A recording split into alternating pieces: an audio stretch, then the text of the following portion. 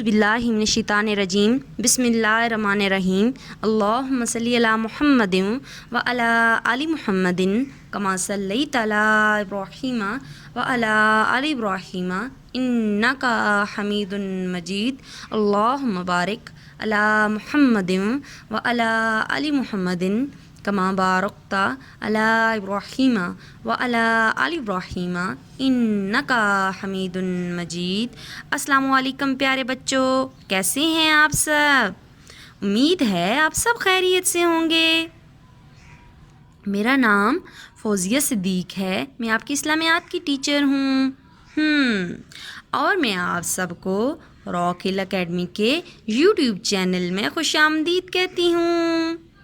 پیارے بچوں، یہ آپ کی اسلامیات کی کتاب ہے چوتھی جماعت کے لیے۔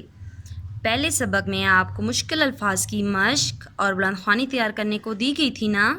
مجھے امید ہے آپ نے یہ دونوں کام بہت اچھے سے کیے ہوں گے۔ پیارے بچوں، آج ہم اسلامیات کا دوسرا سبق پڑھیں گے، تو سبق شروع کرنے سے پہلے میں آپ سے چند سوالات کروں گی، آپ نے مجھے ان کے جوابات دینے ہیں۔ پہلا سوال مجھے کون بتائے گا کہ ایمان سے کیا مراد ہے؟ ایمان سے کیا مراد ہے؟ کسی بات کو سچے دل سے مان لینا، زبان سے اس کا اقرار کرنا اور اس پر یقین رکھنا کیا کہلاتا ہے؟ ایمان کہلاتا ہے۔ کسی بات کو سچے دل سے مان لینا، زبان سے اس کا اقرار کرنا اور اس پر یقین رکھنا ایمان کہلاتا ہے۔ سوال نمبر 2 مجھے کون بتائے گا کہ مومن کسے کہتے ہیں؟ مومن کسے کہتے ہیں؟ جو شخص اللہ تعالیٰ کو ایک مانے، اس کے بھیجے ہوئے پیغمبروں، آخری نبی حضرت محمد صلی اللہ علیہ وآلہ وسلم، آسمانی کتابوں اور فرشتوں پر زبانی اقرار اور دل سے یقین رکھتا ہو، اسے مومن کہتے ہیں۔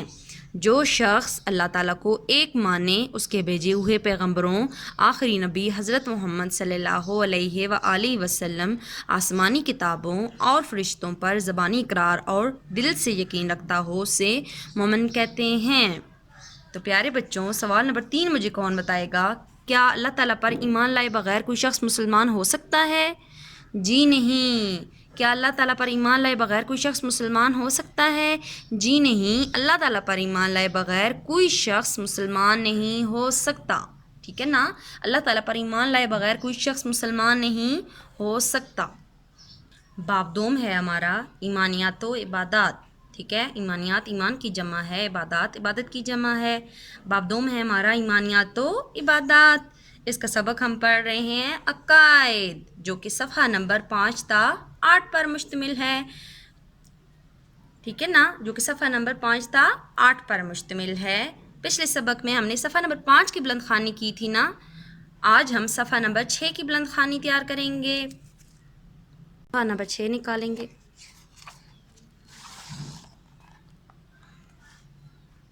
یہ دیکھیں، آپ نے یہاں پر اسکیل سے لائن لگانی ہے، یہاں پر آج کا دن اور آج کی تاریخ لکھنی ہے، یہاں سے یہاں تک ہم بلند خوانی کریں گے، آپ نے یہاں سے یہاں تک نشان لگا لینا ہے۔ تو پچھلے سبق میں عقائد جو سبق ہے اس میں آپ نے اللہ تعالیٰ پر ایمان کے بارے میں پڑھا تھا نا، اللہ تعالیٰ پر ایمان۔ آج ہم پڑھیں گے نمبر 2 پہ فرشتوں پر ایمان، فرشتوں پر ایمان کے بارے میں پڑھیں گے، ٹھیک ہے نا؟ فرشتوں پر ایمان لانے کا کیا تقاضا ہے؟ بلند خوانی سٹارٹ کرتے ہیں۔ فرشتوں پر ایمان۔ فرشتے اللہ تعالیٰ کی نورانی مخلوق ہیں، ٹھیک ہے؟ نور سے پیدا کیے گئے ہیں، جو نہ کھاتے ہیں نہ پیتے ہیں اور نہ ہی سوتے ہیں۔ فرشتے ہمیں نظر بھی نہیں آتے، وہ ہر وقت اللہ تعالیٰ کی عبادت میں مصروف رہتے ہیں، ٹھیک ہے نا؟ فرشتوں کا کام کیا ہے؟ صرف اور صرف اللہ تعالیٰ کی عبادت کرنا اور اللہ کے ہر حکم پر عمل کرنا، ٹھیک ہے؟ وہ نہ کھاتے ہیں اور نہ پیتے ہیں اور نہ ہی سوتے ہیں اور ہمیں نظر بھی نہیں آتے، وہ ہر وقت اللہ تعالیٰ کی عبادت میں مصروف رہتے ہیں اور کوئی گناہ نہیں کر سکتے، ٹھیک ہے؟ اور کوئی گناہ نہیں کر سکتے۔ اللہ تعالیٰ نے جو کام ان کے سپرد کیے ہیں، سپرد بچوں کہتے ہیں حوالے کرنا۔ یہ دیکھیں، سپرد کا معنی ہے حوالے، سپرد کسے کہتے ہیں؟ حوالے کرنا، ٹھیک ہے نا؟ جو کام ان کے سپرد کیے ہیں وہ انہیں ٹھیک طریقے سے انجام دیتے ہیں۔ یہ جو آپ کو لائن ہائی لائٹ ہوئی نظر آ رہی ہے نا، آپ اس کو خط کشید کر لیں، ٹھیک ہے نا؟ اور میں آپ کو معنی جو بتاؤں گی، جس طرح آپ سپورٹ کا معنی بتایا ہے، ٹھیک ہے، حوالے آپ لیڈ پینسل سے لکھ لیں، ٹھیک ہے، حوالے یہاں پہ لیڈ پینسل سے لکھیں۔ وہ انہیں ٹھیک طریقے سے انجام دیتے ہیں۔ فرشتوں پر ایمان لانا ہمارے لیے بہت ضروری ہے۔ فرشتوں کی صحیح تعداد کا علم صرف اللہ تعالیٰ کو ہے، جن کی صحیح تعداد ہے وہ صرف اللہ تعالیٰ کو معلوم ہے فرشتوں کی، ٹھیک ہے نا۔ 4 جلیل القدر۔ اب جلیل القدر کسے کہتے ہیں؟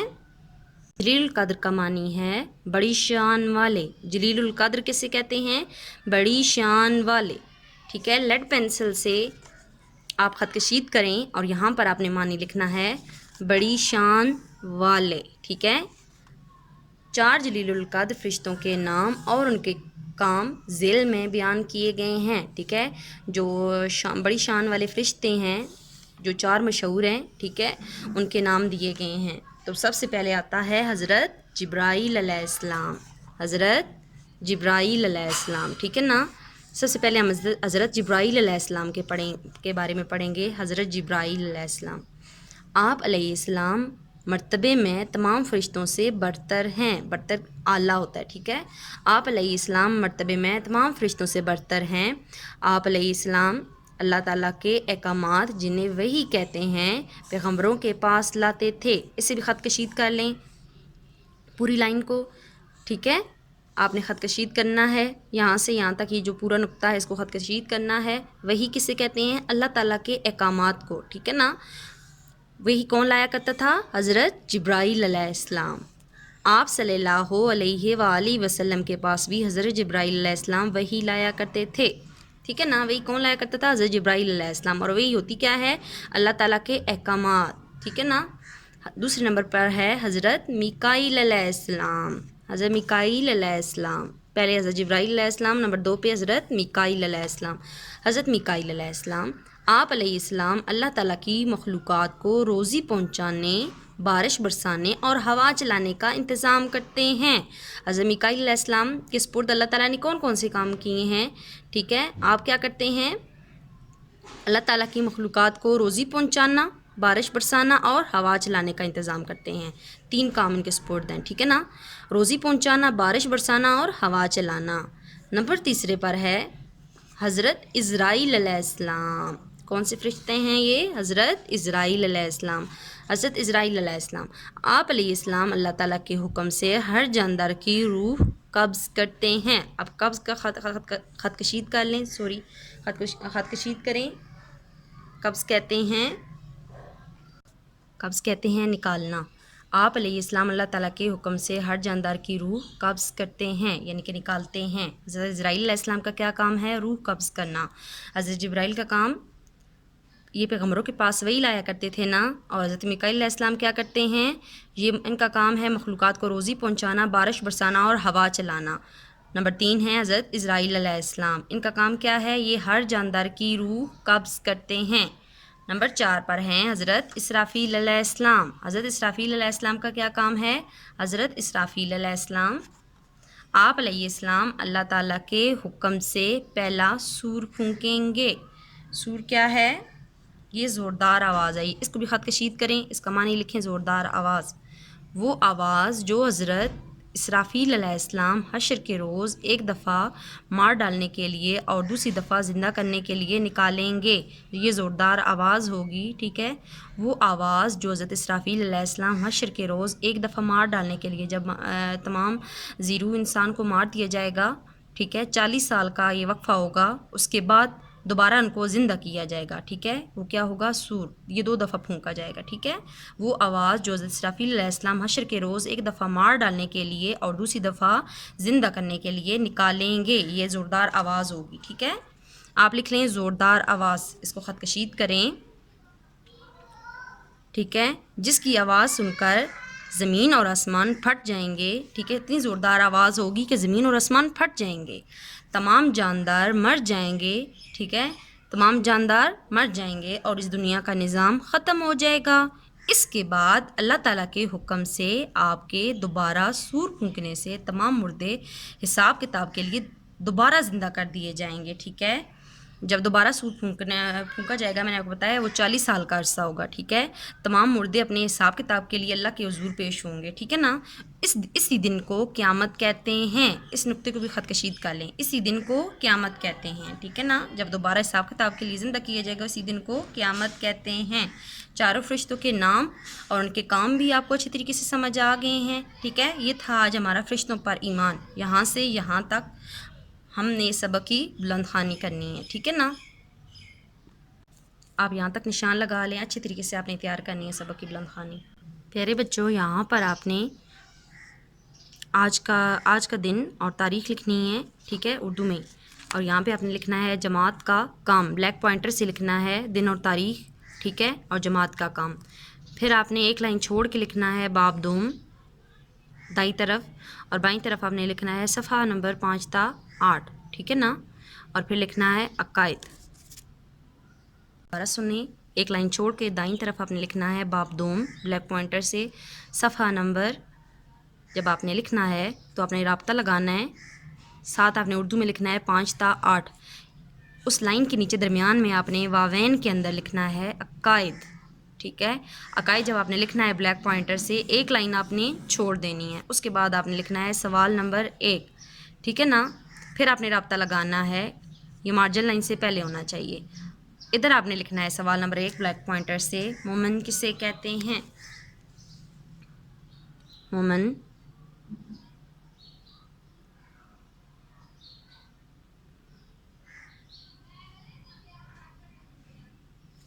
کسے کہتے ہیں، کسے کہتے ہیں. مومن کسے کہتے ہیں. یہاں پر آپ نے بلیک پوائنٹر سے لکھنا ہے جواب. پھر آپ نے اس طرح رابطہ لگانا ہے. اب آپ نے لکھنا ہے بلو پین کے ساتھ، جو شخص اللہ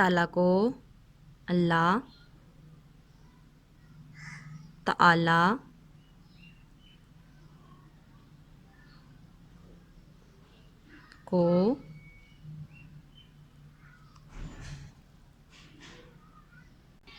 ایک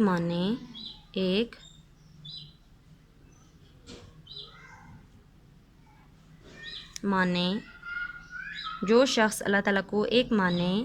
پھر آپ نے سکتہ لگانا ہے اس طرح، اس کے بھیجے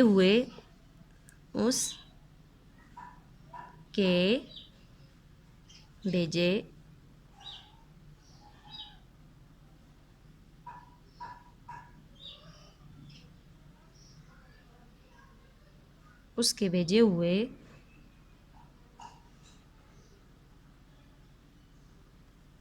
پیغمبروں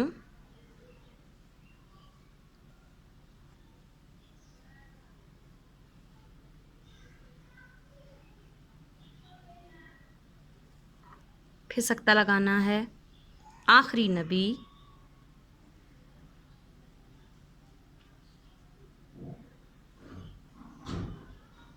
حضرت محمد صلی اللہ علیہ وآلہ وسلم. پورا لکھنا ہے، ٹھیک ہے. حضرت محمد صلی اللہ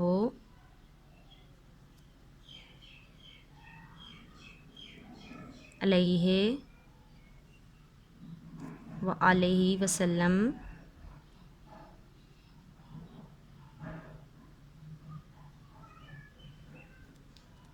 پھر آپ نے سکتہ لگانا ہے، ٹھیک ہے. جو شخص اللہ تعالیٰ کو ایک مانے، اس کے بھیجے ہوئے پیغمبروں آخری نبی حضرت محمد صلی اللہ علیہ وآلہ وسلم. پھر لگانا ہے سکتہ آسمانی کتابوں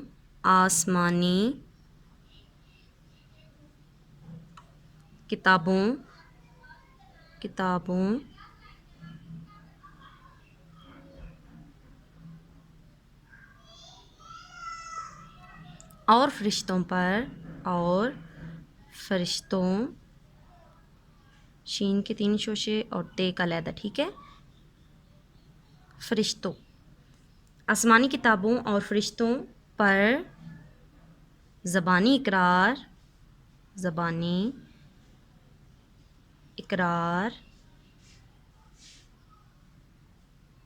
اور دل سے یقین رکھتا ہو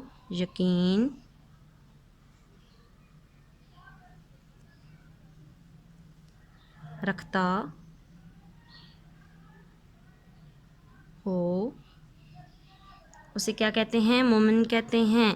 سکتا اسے مومن کہتے ہیں.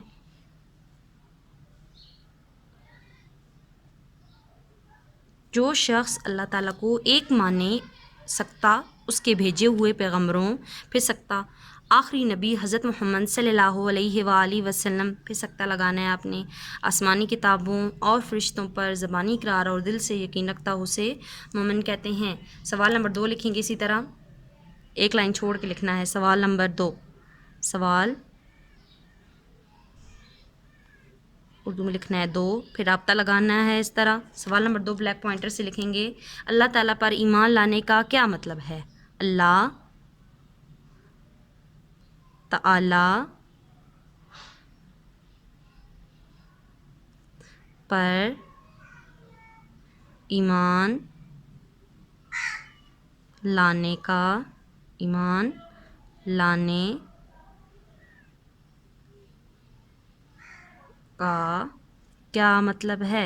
کیا مطلب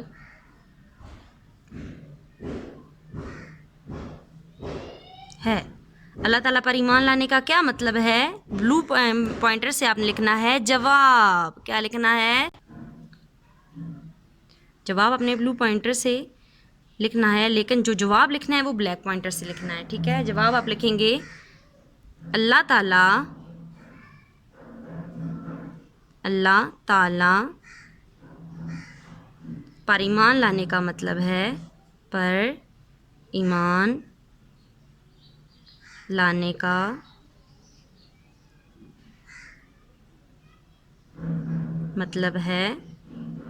آپ نے بلو پین سے لکھنا ہے، ٹھیک ہے نا. مطلب ہے کہ اللہ تعالیٰ پر ایمان لانے کا مطلب ہے کہ اس کو اپنا خالق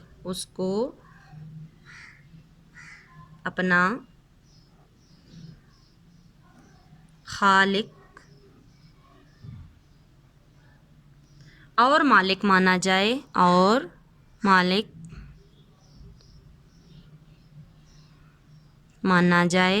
پوری لائن کمپلیٹ نہ ہو نا تب ہم سکتہ لگاتے ہیں، ٹھیک ہے نا. مانا جائے پھر سکتہ لگائیں گے. اس طرح کائنات کا سارا نظام اسی کے ہاتھ میں ہے. کائنات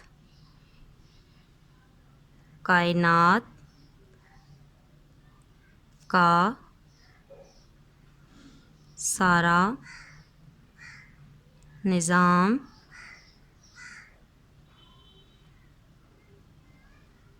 اسی کے ہاتھ میں ہے.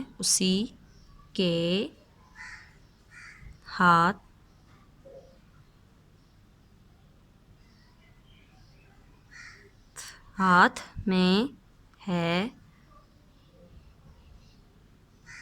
کائنات کا سارا نظام اسی کے ہاتھ میں ہے. پھر سکتا وہ اکیلا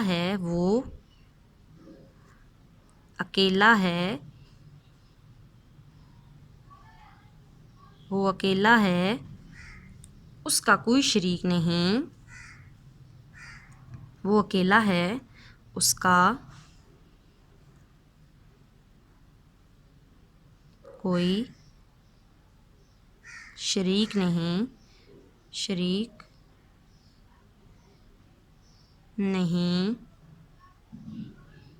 وہ اکیلا ہے، اس کا کوئی شریک نہیں. اور اللہ تعالیٰ پر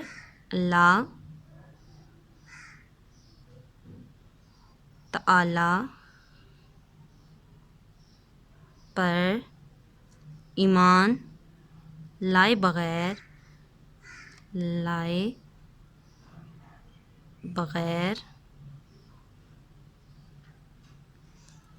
کوئی شخص مسلمان نہیں ہو سکتا. کوئی شخص